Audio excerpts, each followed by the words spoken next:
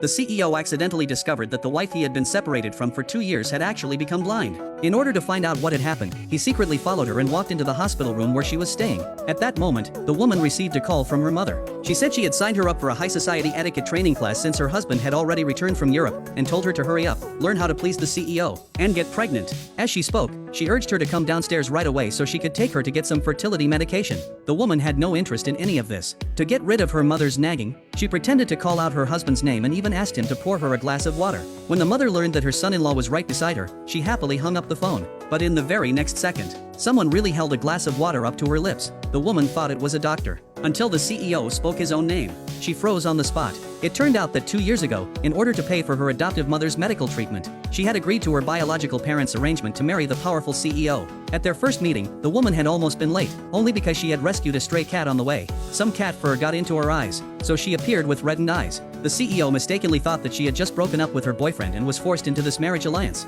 but that actually perfectly matched his expectations for a partner. He immediately laid out a condition: the marriage could exist, but there would be no love. After signing the prenuptial agreement, the CEO left for Europe, and it wasn't until 2 years later, when the woman came to the hospital for a debridement surgery due to an eye infection, that they unexpectedly met again. Upon learning that the CEO had suddenly returned, the woman was very surprised. She took the glass of water and drank it all in one go. Only then did the CEO realize that she must have been thirsty for quite a while, yet unwilling to trouble anyone. At that moment, he felt a trace of goodwill toward her for the first time. Just then, an elderly woman from the next room came over and scolded the CEO, saying how could he let his blind wife come for surgery alone. The woman immediately grabbed the corner of his clothes and told him not to overthink it. Unaware that the CEO had already arranged a VIP hospital room. Filled with guilt, he personally carried her over and stayed in the room until evening without leaving. When he checked his phone, he realized that during all this time, the woman had not once taken the initiative to contact him. He had originally thought that, relying on her status as the CEO's wife, she would be living quite well. At that moment, the woman woke up, sensing someone by the bed. She reached out to see who it was, only to be shocked that the CEO still hadn't left the hospital.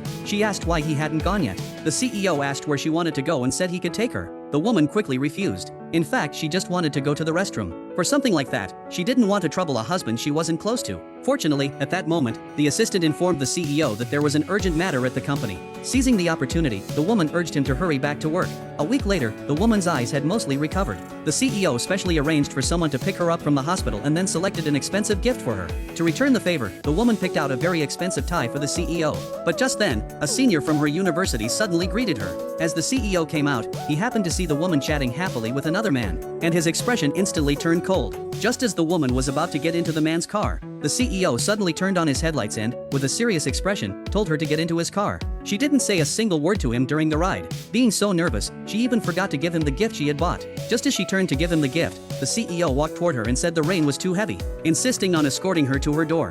After arriving at her home, she took out the tie she had specially chosen for him. The CEO accepted it and was about to leave when the woman suddenly called him back. She said the rain was too heavy and invited him to come inside and sit for a while. The CEO did not refuse, but as soon as he sat down, he noticed her personal clothing. Flustered, the CEO hurriedly hid her underwear behind his back. Just as he was about to take a sip of water to calm himself, the woman quickly told him that it was her cup. The CEO felt extremely embarrassed and hastily made an excuse to leave. The next day, the CEO accompanied the woman to meet her biological parents. On the way home, she noticed that his car had been changed to one with a starlit ceiling. It turned out that just the day before, the woman had casually mentioned that she liked a starlit headliner. The CEO had quietly remembered her words and had the car modified accordingly. Not only that, but a man who had never been tied down by feelings before had, for the first time, gone out of his way to learn about the woman's preferences in advance. After learning that the woman was allergic to ginger, he would personally and immediately pick the ginger slices out of her dish. Then he expressed his hope that she would move into his home. The reason was simple: they were husband and wife. The woman thought to herself that her mother already knew the CEO had returned and would sooner or later insist that they live together. So the very next day she brought her luggage and moved in.